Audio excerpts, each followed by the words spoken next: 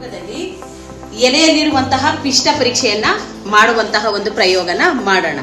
ಮೊದಲಿಗೆ ನಾವು ಇಲ್ಲಿ ಈ ಒಂದು ಪ್ರಯೋಗ ಮಾಡೋದಕ್ಕೆ ಬೇಕಾಗುವಂತಹ ಸಾಮಾನುಗಳು, ಇದೊಂದು ಸ್ಪಿರಿಟ್ ದೀಪ, ತಂತಿ ಜಾಲರಿ, ತ್ರಿಪದಿ ಸ್ಟ್ಯಾಂಡ್ ಮತ್ತು ಒಂದು ಪಿಂಗಾಣಿ ಬಟ್ಟಲು ಅಲ್ವಾ. ಮತ್ತೆ ಇದನ್ನ ನಾವೇನಂತೀವಿ, ಎಥನಾಲ್ ಅಂದ್ರೆ ಆಲ್ಕೋಹಾಲ್, ಸರಿನಾ? ಎಥನಾಲ್ ಇದು ಆಲ್ಕೋಹಾಲ್ ಅಂದ್ರೆ ಇದನ್ನ ಸ್ಪಿರಿಟ್ ಅಂತಾನು ಹೇಳ್ತಾರೆ. ಇದನ್ನ ನಾವು ಎಲೆಯ ಪಿಷ್ಟ ಪರೀಕ್ಷೆಯಲ್ಲಿ ಇದನ್ನು ಕೂಡ ಬಳಸ್ತೀವಿ. ಮತ್ತೆ ಅದ್ರ ಜೊತೆನಲ್ಲಿ ಅಯೋಡಿನ್ ದ್ರಾವಣ ಇಷ್ಟು ಬೇಕಾಗುತ್ತೆ. ಮೊದಲಿಗೆ ಎಲೆಯನ್ನ ನಾವು ನೀರಿನಲ್ಲಿ, ಕುದಿಯೋ ನೀರಿನಲ್ಲಿ ಏನ್ ಮಾಡ್ಬೇಕು, ಅದನ್ನ ಕುದಿಸ್ಬೇಕು.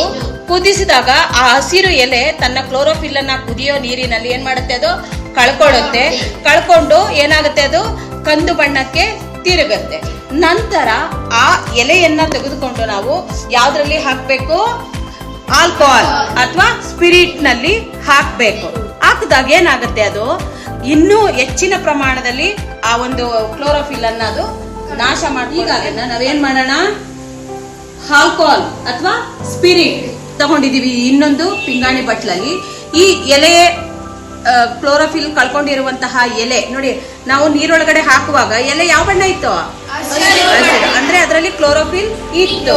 ಈಗ ಕುದಿಯೋ ನೀರಲ್ಲಿ ಎಲೆಯನ್ನ ಮುಳುಗಿಸಿ ಏನಾಗಿದೆ, ಅದು ಕ್ಲೋರೋಫಿಲ್ ಅನ್ನ ಕಳ್ಕೊಂಡಿದೆ ಅಲ್ವಾ. ಹಾಗಾಗಿ ಆ ಕ್ಲೋರೋಫಿಲ್ ಕಳ್ಕೊಂಡಿರುವಂತಹ ಎಲೆಯಲ್ಲಿ ಪಿಷ್ಟ ಇದೆಯಾ ಇಲ್ವಾ, ಅದು ದ್ಯುತಿ ಸಂಶ್ಲೇಷಣ ಸಮಯದಲ್ಲಿ ಏನೇನ್ ಬಿಡುಗಡೆ ಮಾಡುತ್ತೆ ಅಲ್ವಾ, ಪಿಷ್ಟ, ನೀರು, ಆಮ್ಲಜನಕ. ಹಾಗಾಗಿ ಆ ಒಂದು ಪಿಷ್ಟ ಪರೀಕ್ಷೆಯನ್ನ ಎಲೆನಲ್ಲಿ ನಾವು ಇವತ್ತು ಮಾಡೋಣ. ಈಗ ಅದನ್ನ ನಾನು ಆ ಎಲೆನ ತೆಗೆದು ಎಲ್ಗ ಹಾಕ್ತಾ ಇದ್ದೀನಿ, ಆಲ್ಕೋಹಾಲ್ ಹಾಕ್ತಾ ಇದ್ದೀನಿ ನೋಡಿ. ಇಲ್ಲಿ ನಾನು ಎಥನಾಲ್ ಅಂದ್ರೆ ಸ್ಪಿರಿಟ್ ಅನ್ನ ಹಾಕಿದ್ದೆ.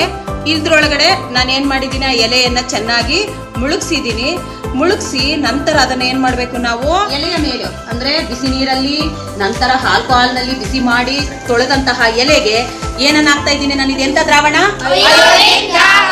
ಅಯೋಡಿನ್ ದ್ರಾವಣವನ್ನ ಇದಕ್ಕೆ ನಾವು ಡ್ರಾಪರ್ ಮೂಲಕ ಹಾಕೋಣ, ಸರಿನಾ?